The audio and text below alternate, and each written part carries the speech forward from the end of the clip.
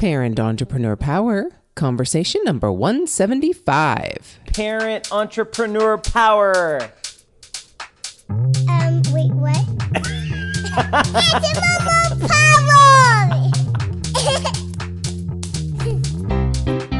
This is the podcast for parents juggling the tough choices required for success in business while putting family first.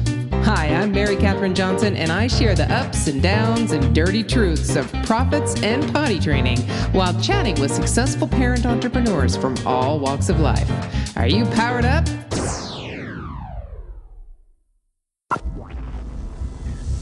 All right, Power Parents, welcome to the conversation. Mary Catherine Johnson here, and this is going to be an interesting conversation. I think you're going to hear a few things you may not have heard before. So let me get right into it. My guest today is Lisen Stromberg.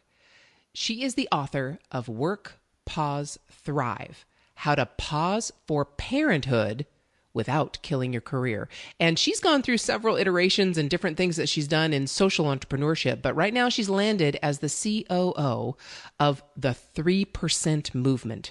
And that is a movement advancing women in leadership in the creative industry. So I know I've said a mouthful, but I think you've heard a few things that might pique your interest in that mouthful I just said. And I'm going to welcome Lisen to the chat. Hello there. How you doing? Oh, Mary Catherine, it's great to be here. Thanks for having me. Oh, it's a pleasure. And I can't wait to dive into all of this because it sounds like, okay, so first off, pause for parenthood without killing your career. And I know there are lots of women specifically out there, and even some men, who need that. Where did that come from? Okay, so before we get in, I'm curious as all get out. But before we get into that, we need to start off with where we always start, which is your once upon a time story. How did you become a parent and an entrepreneur at the same time? Well, like so many of the women I interviewed for my book, what I did was realize that the working structure did not work for working families. And I knew that my human potential couldn't thrive in a traditional corporate structure. Right. So I was a brand manager at Nestle, and I was a vice president at an advertising agency. And as a new parent, I kept hitting my head against the wall, and I was being limited by what I believed was my potential. So I said, forget it. I'm taking my human capital elsewhere.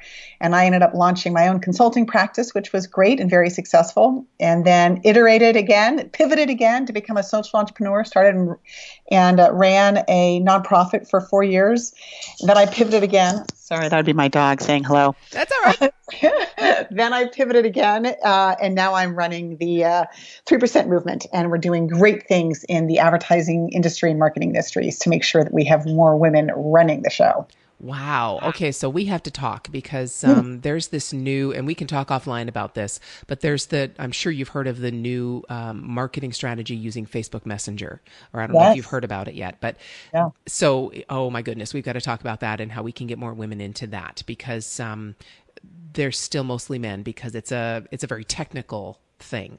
Mm-hmm. And so we need to marry the technical and the creative side, the marketing side. So we'll talk about that offline. But anyway, okay. So now I got to get back to my curiosity here because so now you've pretty much answered how that you came about this, because I agree with you 100%. When I was in corporate America, I had my first child. I basically negotiated a 4-day work week, and my husband stayed home to take care of our son while I was the main breadwinner and had a 4-day work week. But I was, pumping and running home to feed him. And, it was pretty much craziness. It really was to try and match those two. What I love about your story is that you kind of unpack so many things I found when I interviewed the amazing women I interviewed. I interviewed 186 women and surveyed 1,500 more to really understand how highly qualified women are actually doing this, integrating work and life, and what does this look like? And you are the role model, right? You basically innovated your own career to make it happen. And that is how I saw women doing it and thriving. It's amazing. Yes. Well, thank you for that. But, it wasn't going to be an option for me otherwise. Nor was it up for every other woman I interviewed, right? This was the only way we could innovate. We had to. That's right. We became trailblazers because we had to. Yeah. And this was back in 1998. Nice. And it just was no other option. If it wasn't going to happen this way, it wasn't going to happen, and I was going to quit. So that's just the way it was. So I see where that came from. But now take me into the next phase of it. So I can see that. So parents, if you're listening to this podcast and you are commuting to work and you're dreaming about becoming an entrepreneur and you're wondering how in the world as a parent it doesn't work, and like Lisen, you are hitting your head against the wall, then I think you need this book because it probably will help you understand that there are other ways to make this happen. And that's absolutely true. So what I saw was, even though only 11% of the women I interviewed and surveyed actually planned to pause their career for parenthood, 72% actually did. And it was those pauses that allowed about a quarter of them to pivot into entrepreneurship.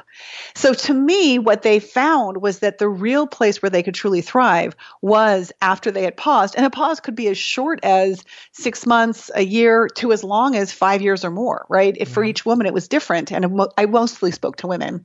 But what I found is that the entrepreneurship was an absolutely exciting solution for them. And, you can't say enough about that as an alternative to how to really integrate work and family. Yes. Yes, that's it. You can't say enough about it because it is the ultimate way to do that. Now, it doesn't mean it's easy. It's very difficult because now you no longer, the number one thing for me was now you no longer have someone dictating your schedule.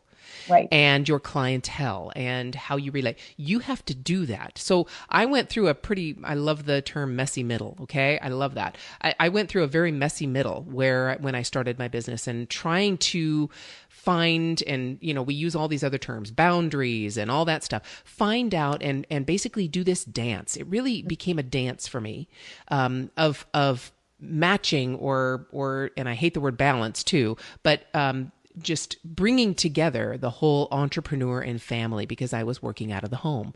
So that's a delicate balance and delicate dance you have to do in order to find where that all works because no one's telling you what to do anymore. You got to figure it out.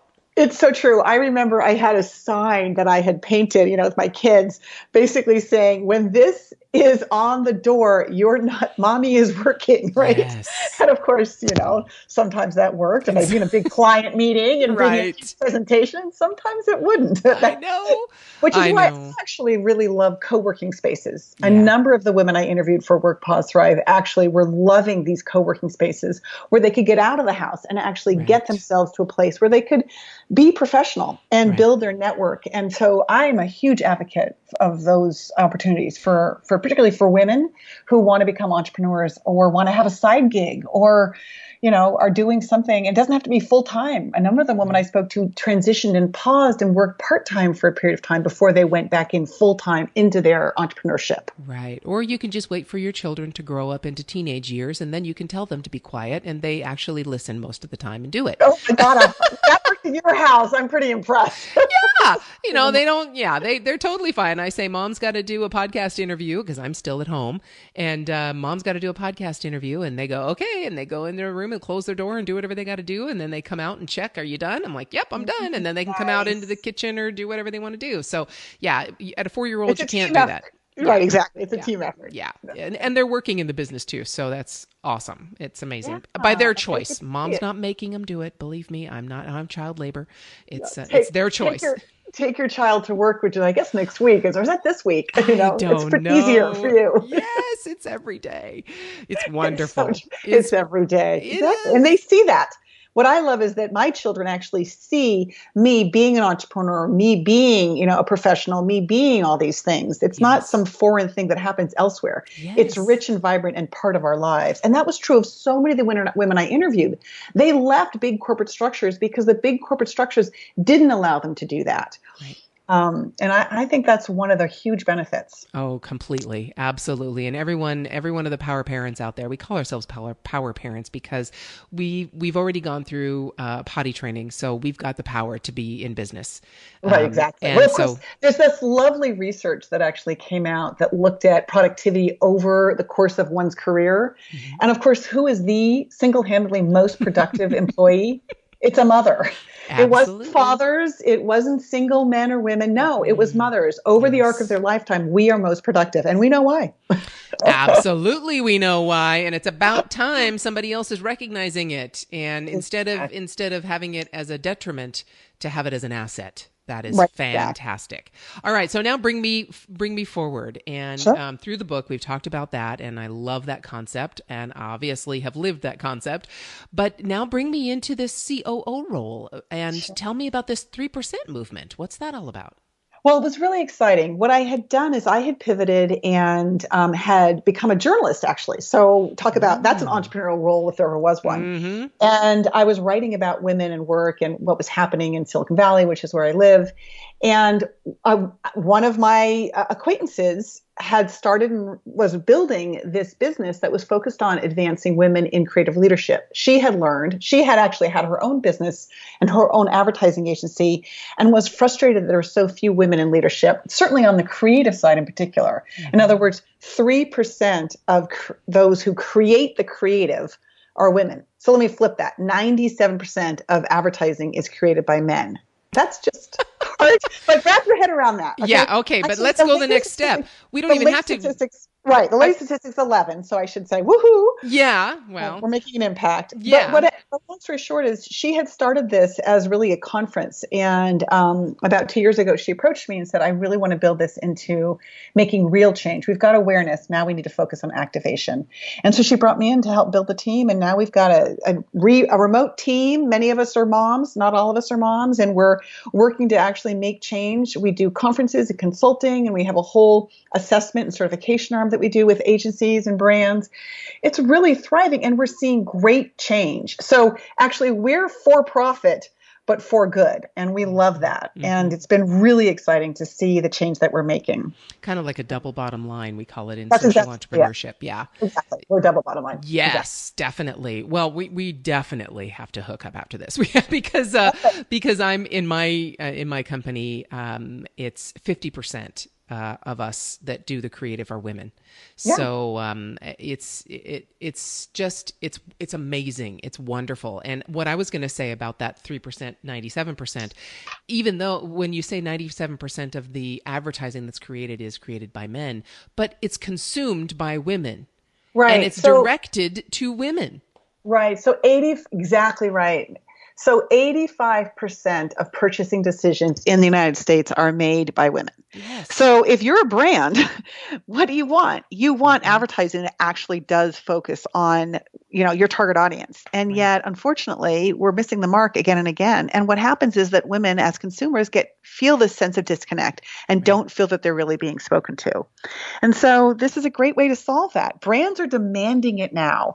Verizon, General Mills, and others are all saying they must have creative leaders that are 50-50, and that's fantastic. Yes. This is okay. So now you have both of these things. So you wrote this book. And you are the COO. So authors, we could take this so many different directions. Authors are one of the biggest entrepreneurs as well, because we don't have the whole publishing industry behind us anymore.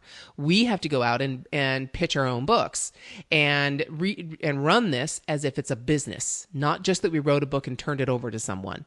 So how is that different from your journalism career and now your 3% movement career? How are you basically doing all three of those things?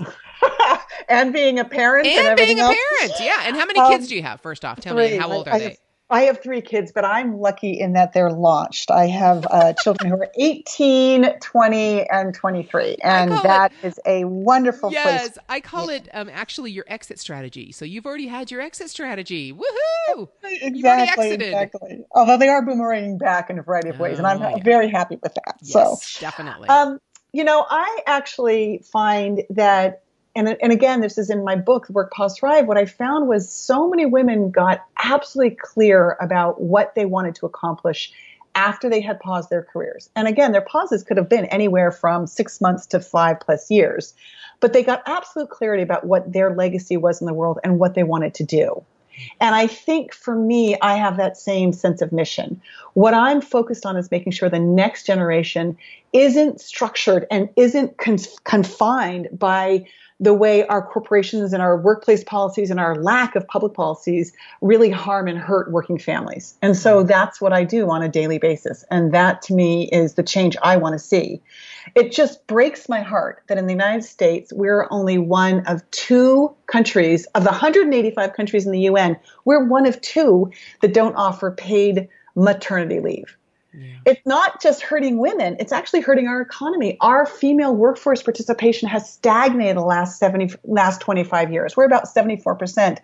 Almost every other major industrialized nation is way ahead of us. Not just Norway and Sweden, the promised land. I'm also about Japan and Spain and Greece and, tons of cultures that you wouldn't necessarily think that, but it's happening. And it's happening because they actually have workplace and public policies that support working parents. So what do working parents do? They leave. Moms leave. And they either leave and pause or they leave and innovate and create their new career because in their own way, which is exciting. But that means we're losing the women who could be running the pipeline, on the pipeline to leadership. We're losing them. We need that too. Yeah. So. Yeah, I get it. And that's always the balancing act, isn't it? Right. Social policy with innovation. Right. Because the more you impose social policy, the less innovation you get.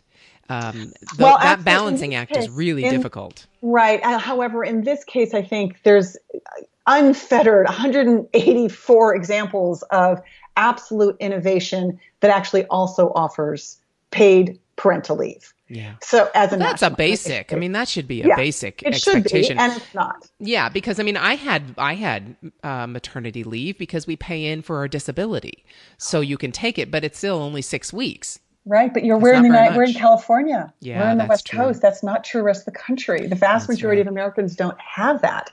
So, we live in this lovely kind of bubble, if you will, when it comes to some really great policies. But that's not how it is. 25% of American women take less than 2 weeks away from work after they have a baby in this country. Oh, my goodness. Oh, that's heartbreaking. Right. And here's the other thing. I spoke to a number of female entrepreneurs who were pregnant and they weren't sure what they were going to do because they didn't have paid maternity leave. And so whatever time they took off hurt their businesses. Yeah. So we need this for entrepreneurship.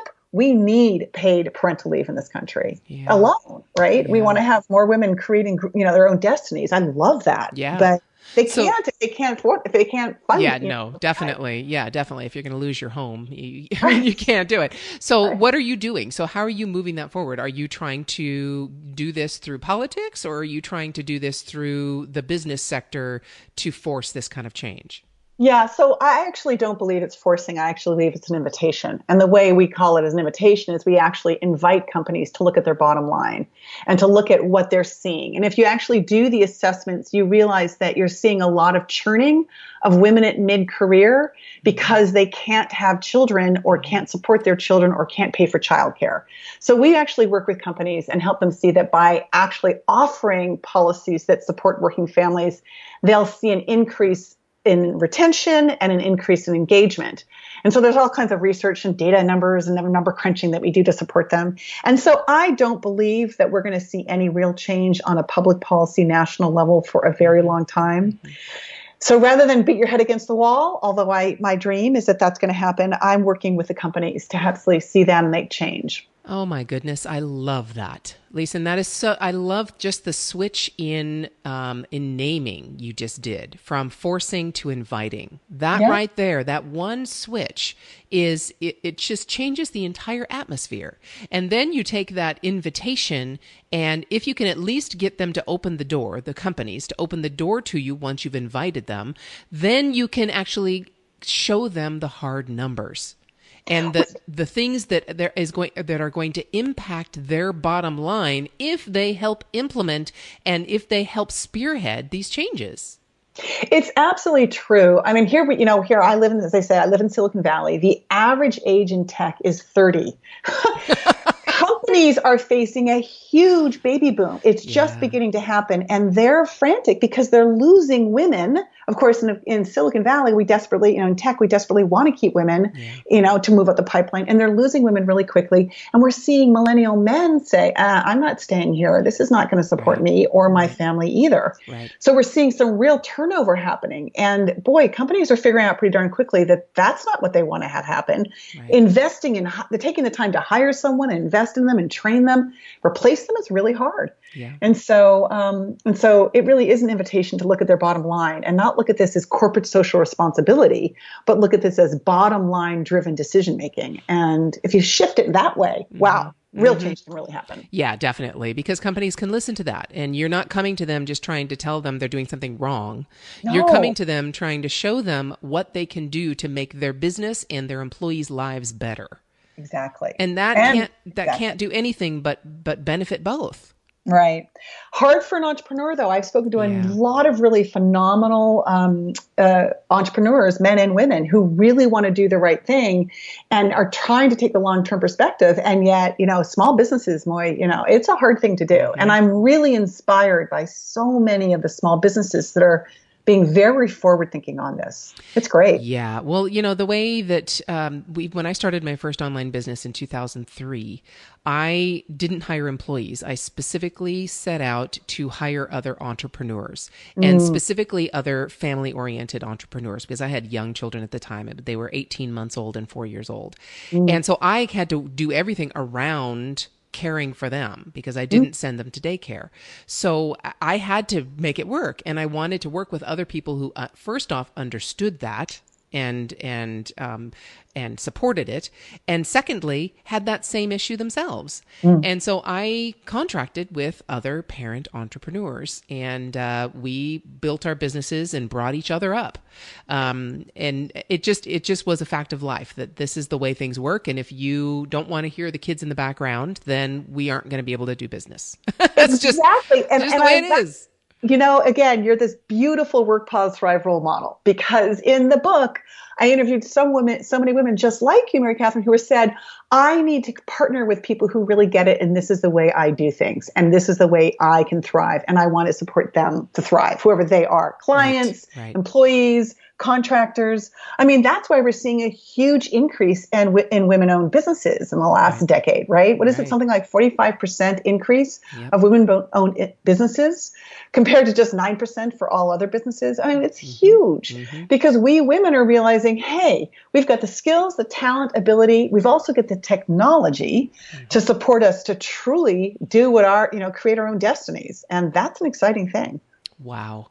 Well, Lisen, I am so glad that we had this chance to chat. And I do know that I received a copy of your book, and I will be reading it and reading all those other stories. So I can't wait to dive into that and find some kindred spirits in there, that's for sure. But, is there any parting piece of advice that you would give to women and men out in the audience, since this is geared toward parents, both fathers and mothers, any parting piece of advice for them to be able to jump on this bandwagon, to embrace this idea that they can create their own destinies and they can find businesses who will support that? Well, one piece of advice really comes down to, I interviewed so many couples who were absolute deep partners in this, and they spiraled their careers. So one may have been in the corporate work world where the other was an entrepreneur, and then they would switch back and forth to support each other. And a number of them ultimately, if one of them ended up being successful, the other one then jumped ship out of the corporate world and joined the company. Yes. So I saw that spiraling happening, and I think that is a sign of true partnership when you can do that. So go find the right partner and spiral away. How's that? That's fantastic. Thank you so much for spending this time. I so appreciate it. Thank you.